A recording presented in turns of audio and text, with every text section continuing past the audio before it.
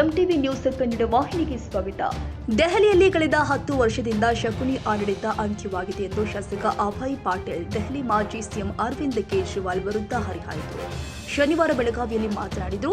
ದೆಹಲಿಯಲ್ಲಿ ಕಳೆದ 10 ವರ್ಷಗಳಲ್ಲಿ ಆಡಳಿತ ನೀಡಿದ ಆಪ್ ಸರ್ಕಾರ ಜನರಿಗೆ ಮೋಸ ಮಾಡಿ ಭ್ರಷ್ಟಾಚಾರದಿಂದ ಜೈಲು ಪಾಲಾಗಿ ಬಂದು ಚುನಾವಣೆಯಲ್ಲಿ ದೆಹಲಿ ಜನ ಆಮ್ ಆದ್ಮಿ ಪಕ್ಷವನ್ನು ತಿರಸ್ಕಾರ ಮಾಡಿದ್ದಾರೆ ಎಂದರು.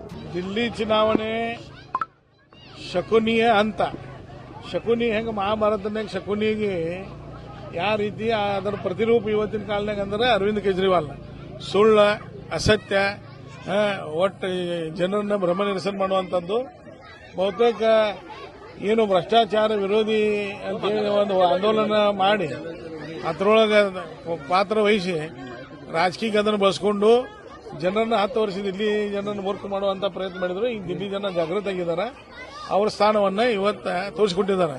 ಹೀಗಾಗಿ ಇನ್ನೇ ಕೆಲವೇ ದಿನಗಳಲ್ಲಿ ಪಂಜಾಬದನ್ನು ಆಂತರಿಕ ಏನು ಅಲ್ಲಿ ಗುದ್ದಾಟ ನಡೆದದ. ಹೀಗಾಗಿ ಪಂಜಾಬ್ನಾಗಿಂದ ಆಪ್ ಸರ್ಕಾರವನ್ನು ಬೀಳ್ತದೆ. ಕೆಲವೇ ದಿನಗಳಲ್ಲಿ ಆಪ್ ಅನ್ನುವಂಥ ಒಂದು ಪಕ್ಷ ಈ ದೇಶನಾಗ ಇತ್ತು ಅನ್ನುವಂಥ ಪರಿಸ್ಥಿತಿ ನಿರ್ಮಾಣ ಆಗ್ತದೆ. ಹೀಗಾಗಿ ದಿಲ್ಲಿ ಜನರಿಗೆ ನಾನು ಅಭಿನಂದನೆ ಸಲ್ಲಿಸ್ತೀನಿ. ಒಬ್ಬ ಸುಳ್ಳು ಮೋಸಗಾರನ ಮನೆ ಕಳಿಸುವಂತ ವ್ಯವಸ್ಥೆಯನ್ನು 10 ವರ್ಷ ಆದ ನಂತರನೂ ಮಾಡಿದ್ದಾರೆ.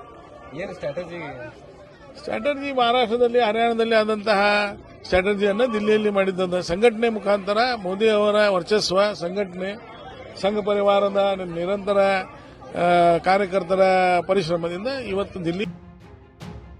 ತಾಜಾ ಸುದ್ದಿಗಾಗಿ ಎಂಟಿವಿ ನ್ಯೂಸ್ 24x7ಗೆ ಸಬ್ಸ್ಕ್ರೈಬ್ ಮಾಡಿ ಮತ್ತು ಬೆಲ್ ಐಕಾನ್ ಅನ್ನು ಒತ್ತಿ. ತಪ್ಪದೇ ಲಿಂಕ್ ಶೇರ್ ಮಾಡಿ.